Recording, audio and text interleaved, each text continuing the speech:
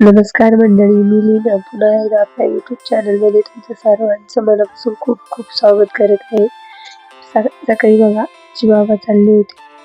गावी जायचं होतं त्यामुळे त्यांना सोडवायला गेले होते रेल्वे स्टेशनवर. त्यानंतर शंभूची व्हॅन आली होती. तो देखील स्कूलला जायला निघाला होता. तो गेला. नंतर सगळेजण गेले. डब्बा वगैरे नाश्ता वगैरे सगळे करून गेले होते. त्यानंतर मी आवरायला घेतलं. त्यातल्या अगोदर झाडू मारून घेतला. आता काल बघा कटिंग केलेली होती तर ते पॅटर्न वगैरे तसेच पडलेले होते कागद. तर ते इथे मी झाडून वगैरे घेत होते साफ करून. एक माझी साफसफाई चालली होती. आता गेले होते ते घर देखील खूप मोठं लागत होतं. तर शंभू पण स्कूलला गेला होता. तर झाडू मारून देवपूजा वगैरे झालेली होती. स्वयंपाक झालेला होता. तर आता बाकीची कामं राहिलेली होती ती मी इथं आवरत होते. बाहेर तर पाऊस सारखा झिमझिम चालू होता. त्यानंतर बघा नाश्त्याला ना पालक पराठे बनवले होते. त्यांना नाश्ता वगैरे करून ते गेलते शंभूला पण टिफिनला तेच दिले होते. आवरलं आणि मग नाश्त्याला मी इथं बनवून घेत होती. पीठ ठेवलेलं होतं आता. वरतून बघा मस्त असं तूप वगैरे लावून घेतली त्याला. त्यानंतर बघा आपण मी जे आता दही वगैरे लावलं होतं मडक्यात ते झालं का बघत होती तर हे बघा झालेलं आहे. तर यावर पाणी वगैरे काढून टाकते आणि दही आणि पराठे आता खायला घेते ती इथं बघा. एकदम घट्ट दही तयार झालंय मडक्यामध्ये बघू शकता तुम्ही. आणि पराठ्यांबरोबर दही ना खूप छान लागतं. यामध्ये थोडीशी साखर टाकायची.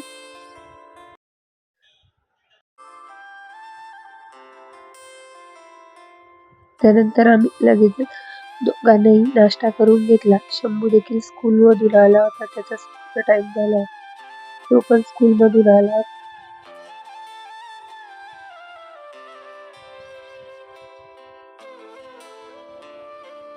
ते बघा स्कूलमधून आला. बाहेर पाऊस चालू होता त्यामुळे बाहेर काही कपडे वगैरे वाळत येत नव्हते. कपडे हाताने धुवून मशीनला स्पिन करायला लावले होते त्यामुळे घरातच ती इथं वाळत टाकत होती. दोरी बांधून घेतली होती कारण घरात पण वाळत टाकायला जागा नाही. तर बाहेर सारखा पाऊस चालू आहे त्यामुळे बाहेर पण असं ओलावा राहतो त्यामुळे म्हटलं घरातच टाकू. इथं फॅन खाली म्हटले सुकून जातील. मशीन मध्ये स्पिन केलंय त्यामुळे लवकर वाळून जातात ते. तर घरातच मी कपडे इथं वाळत टाकून घेतले. त्यानंतर काल जे चिवड्याची पॉकेट आणि ते आणले होते ना म्हटले आता चिवडा बनवून घेऊ. शंभू देखील क्लासला गेला होता. ते इथे मी आता चिवडा बनवायला घेतला होता. ते बघा हे मुरमुरे ते जे आहे ना ते आता म्हटले चाळणीनं गाळून घेऊ कारण खराब राहतं त्यामध्ये. तर इथे माझं तेच काम चालू होतं. पण बाहेर पाऊस देखील खूप चालू होता. म्हटलं आता हे बनवून घेऊ कारण ते ना वातड होऊन जातील म्हटले असे नरम पडून जातील. तर इथे बघा मी अगोदर चाळणीनं मस्त गाळून घेत होते. एवढं काय घाण वगैरे राहत नाही त्यात पण बारीक सुका-कुटा असतो ना म्हणजे असं पिठासारखं ते असतं त्यामुळे म्हटलं गाळून घेऊ.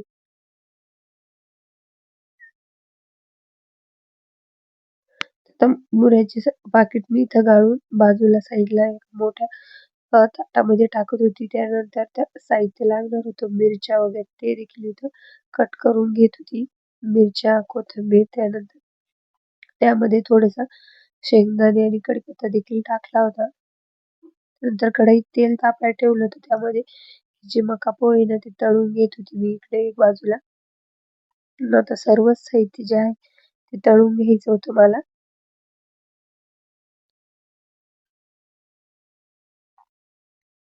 तर बाहेर बघू शकता तुम्ही एवढा पाऊस चालू आहे, खूपच पाऊस चालू आहे.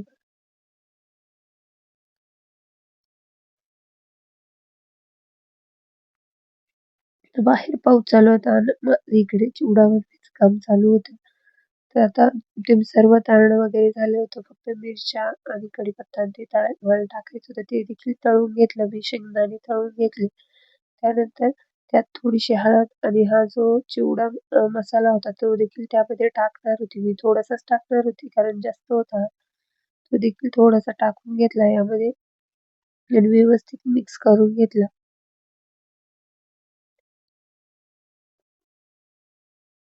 तर हे सर्व मिक्स करून जे आपण मुरमुरे गाळून घेतले ना, त्यामध्ये आता मला टाकून घ्यायचं होतं इथं. तेच मी इथं टाकून घ्यायला घेत होती. हे बघा इकडे सर्व कोथिंबीर, कढीपत्ता आणि ते सर्व तळून घेतलं होतं. आता मी हे अगोदर जे बाकीचं सामान तळलेलं होतं ना, ते मुरमुऱ्यांवर टाकून घेतलं अगोदर. त्यानंतर जो मसाला आहे तो देखील त्यामध्ये टाकायला घेतला. ते थोडेसे खालचे जे मुरमुरे आहे ते वरती घेते, कारण मका पोह्यांवर जर टाकलं ना मसाला त्यामध्ये तो जाऊन बसतो. त्यामुळे म्हटलं अगोदर मुरमुरे आहे ना त्यावर टाकून घेऊ. तर यात असं वाटत होतं का थोडंसं तेल कमी पडलंय. पण म्हटले जाऊ दे होऊन जाईल. त्यानंतर कढईमध्ये थोडेसे असे मुरमुरे घेऊन त्याला थोडं लटकलेलं होतं ना, ते पण असं मी काढून घेत होती. त्यानंतर व्यवस्थित सर्व मिक्स करून घेतलं. आता म्हटलं हाताने मिक्स करून घेऊ. आता हे बाजूला ठेवते आणि हाताने व्यवस्थित चांगलं मिक्स करून घेते. त्यानंतर परत थोडं तेल लागलेलं ते देखील त्यात टाकून मग व्यवस्थित मिक्स करून घेतले. त्यामध्ये फरसाण देखील टाकून घ्यायचं होतं. तिथे मी फरसाण देखील टाकून घेत होती थोडंसं.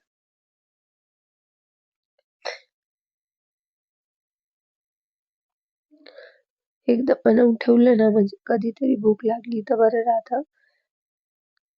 आता लगेचच डब्यात भरून घेत होती, कारण बाहेर पाऊस आणि वातावरण एवढं होतं ना, म्हणले हे जर असं ठेवलं तर ते नरम होऊन जातील. त्यामुळे मी लगेचच डब्यात भरून घेतलं. त्यानंतर मला शंभूच्या टिफिनसाठी एक टिफिन बॅग शिवायची होती. त्यासाठी मी ती टिफिन बॅग शिवायला घेतली होती. इथं बघा आता कापड घेतले माझ्याकडे असे तुकडे पडलेले होते ते घेतले. त्यानंतर जी आपली गव्हाची गोणी असते ना, ती गोणीचा कागद घेतलाय कधी म्हणजे लावायला, कारण त्याने थोडंसं कडक असतं ते.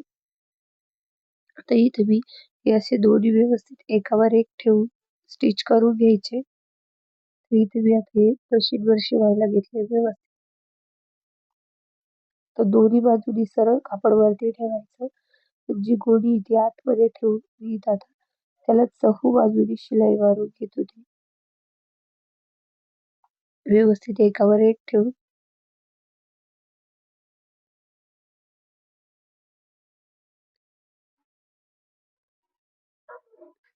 इथे मी चहूबाजूनी शिलाई मारून घेते. त्यानंतर आपल्याला आतमध्ये देखील अशा आडव्या शिलाई ज्या आहे ना त्या मारून घ्यायच्या, म्हणजे त्याने काय होईल आपलं जे कापड आणि जो मध्ये कागद टाकलाय आपण गोणीचा तो व्यवस्थित एकमेकाला म्हणजे जॉईंट होतील, त्यासाठी असे लूज पडणार नाही, घोळ पडतील. त्यामुळे मी अशी तिरप्या शिलाई त्यावर देऊन घेत होते.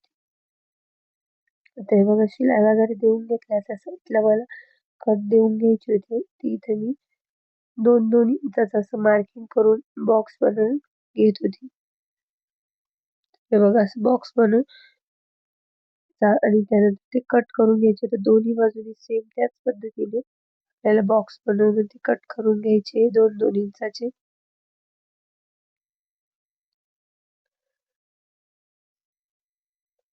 इथे मी कट करून घेतले. त्यानंतर हे बघा असे जे बेल्ट असतं ना बॅगला, ते बेल्ट बनवायला घेतले होते. त्यामध्ये गोणीचं कापड 2 इंचाचं आणि वरतून जे आपलं साडीचं मेन फॅब्रिक आहे ते लावलेलं होतं.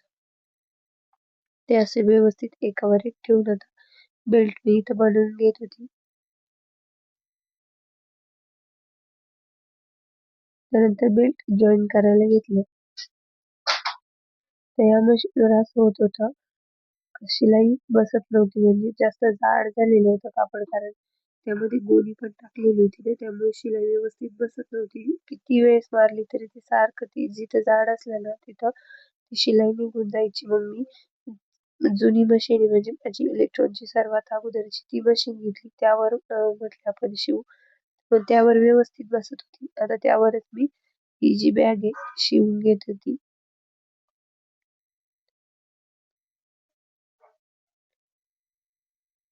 तर बघा बेल्ट वगैरे लावून घेतले होते आपण. फक्त आता पूर्ण डबल शिलाई त्यावर देऊन घेत होती, म्हणजे पूर्ण पॅक होऊन जाईल त्यासाठी.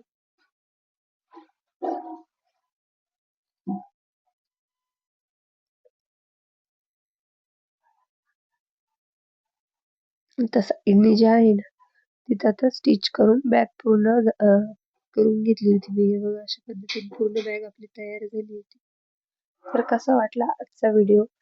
तुम्हाला देखील ही बॅग शिवायची असली तर नक्की कमेंट करून सांगा. आपण याचा व्हिडिओ देखील दुसऱ्या चॅनलवर अपलोड करू. व्हिडिओ आवडला असेल लाईक करा, शेअर करा. चॅनलवर नवीन असेल चॅनलला सबस्क्राईब करा. भेटूया उद्याच्या व्हिडिओ